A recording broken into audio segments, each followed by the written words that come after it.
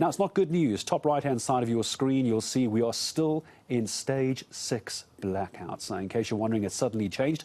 It hasn't. Now, we barely have any electricity, and now NERSA has agreed to give an 18.65% increase on electricity tariffs. It's effective from April this year, further granting Eskom another tariff increase of 12.74% for the 2024-2025 financial year. So it's this year's increase and then next year's increase.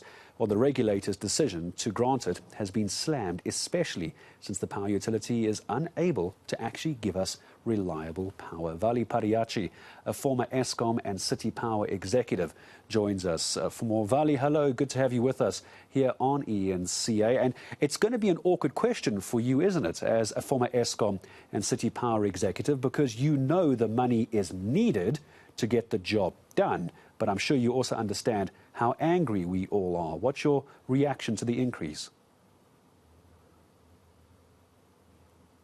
Good afternoon, Gareth, and a very good afternoon to your viewers as well. And I'm glad to be back, notwithstanding the circumstances. Let me respond to you in two different ways, and so that the response is contextual. So, as an end user myself, I am absolutely disgusted. I mean, with the increase, because obviously it's a significant increase, and it will increase the bills, etc., etc. So, from an end user point of view, and then I'm talking about commercial, industrial, and residential customers, this increase is uncalled for in the midst of we are in a stage 6 load shedding, and where the economy is at its lowest end. But then let's call it as an energy professional, I think NERSA was in a fix, between a rock and a hard place, noting that that we need the electrons, and we cannot afford for Eskom to fail. Now, what I mean by that is that to run a business like Eskom, which is capital intensive and asset intensive, you need lots of money. I think very in simple language, lots of money and resources. Now, given the various conditions over the years, state capture, poor management, inefficiencies, etc., and the heavy debt that Eskom is currently facing, the NERSA had to ensure that the business remains viable. So as an energy professional, I would say I expected this type of, I actually predicted a 20% increase from an energy professional point of view. As an energy professional, forgive me for jumping in, as an energy professional and a former Eskom executive, did you guys also, as Eskom, I'm saying you guys, I know you're not there anymore, but back in the day, did somebody bring this up in the boardroom and say, look, we really are heading for a mess? I think South Africans get the sense that Eskom executives don't talk about this, they only react when we get you. Did somebody put up their hand all those years ago and say, we really are going to be in a lot of trouble, we need to do something? Yes, I think as an energy professional and being transparent about it, I think in the early 90s, in the 90s, late 90s and early 2000s, when I was still there, Eskom did indicate that we were running out of capacity. And this was during the era of President Thabo Mbeki. And the government at the time said, no, private sector will build new capacity, Eskom stay out of it. And I think President Mbeki apologized for that. So we were on the back foot actually from 2001. And by the time government came back and said, hey, we are in trouble now, it was ostensibly too late. And we're seeing the effects of it now. How do we get out of this, Vadi? Where do we begin to undo this? I mean, what does your timeline look like in a best case scenario, do you think? I think this it's not only the pricing that's really the cause. I mean, you know, I've just been saying recently that there's an old host of issues and problems within Eskom. And I summarized it sort of colloquially, where I said Eskom's suffering from chronic poverty. I repeat, Eskom suffering from chronic poverty, which includes a poverty of leadership, poverty of electrons, poverty of energy capacity, poverty of money, poverty of the soul. So those are, in summary, the host of issues that needs to be addressed. But to solve the crisis, it's not going to be easy, Gareth. I think the public needs to know that. I think we're sitting in at least a 2-year window where we are going to be on a knife edge. And when I say knife edge, because we need 4,000 to 6,000 megawatts new electrons, but we need the current infrastructure to continue performing. And as we know, the coal-fired fleet is sitting at an energy availability factor of 50%.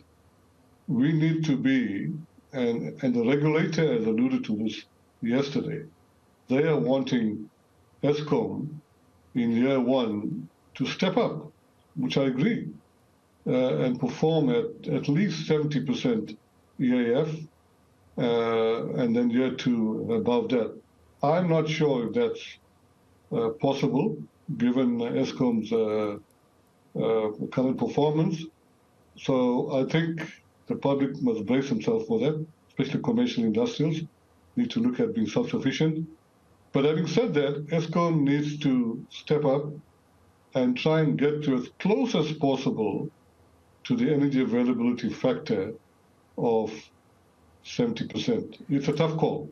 And at the same time, we need to bring in electrons on the grid on an emergency basis. So we need to put on the table back now the emergency procurement of electrons. And there's some options there, Gareth. I think many people, Vali, would be keen to get your thoughts on two things. And I don't want to rush you. I would love to talk to you all day, but I just want to try and keep it as brief as I can. Two things, considering your former position with Eskom, do you foresee the grid collapsing this year? Could we go to stage 7, stage 8? Could we even see a collapse? And two, it's come back into the headlines. I'm sure you've seen it. This talk of car power ship. Environmental issues aside, could car power ships be the solution? Let's start with the collapse of the grid. What do you think? I don't foresee the grid collapsing, Gareth, because I think we have a world-class national system controller at Eskom, and they've been keeping, and I've been saying this, I mean, load shedding, although it brings a lot of inconveniences, is still an excellent management tool in power generation to prevent a blackout. So we haven't gone into a blackout situation yet. And I just did some quick sums the other day, the back of a cigarette box. We actually have to get to stage, plus or minus, and I hope I'm correct, we have to get to stage 33. We have to get to stage 33 and exhaust some other options before Eskom or National Control calls a blackout. So I don't think we'll get there yet. We're still at stage 6, albeit is still inconvenient. So that's the one point. I don't think we'll get to a blackout given that context. Car power ships, a very interesting option. I think the original option of a 20-year PPA, I don't think it's viable. I don't think the fiscus would afford that. But I think as a 3 to 5 year option, I think it would make sense, because we need to keep the lights burning, we need to keep the electrons flowing, and a power ship option, and I must qualify, it needs to be cost effective and short term, right? So bring them onto the grid, bring the ships in, and then at the same time, we need to get these 4,000 to 6,000 megawatts fast-tracked. It's taking a bit slow, and there needs to be fast-tracked options that Eskom, that government needs to assist Eskom with. It's taking a bit slow at the moment. So just quickly, I don't foresee the grid collapsing in the near future. I think Eskom would manage that, unless we have a catastrophic failure where the EAF plummets down to 35, 20%. But of course, we need to get to stage 33 in my calculation. It's an educated calculation before we actually declare a blackout.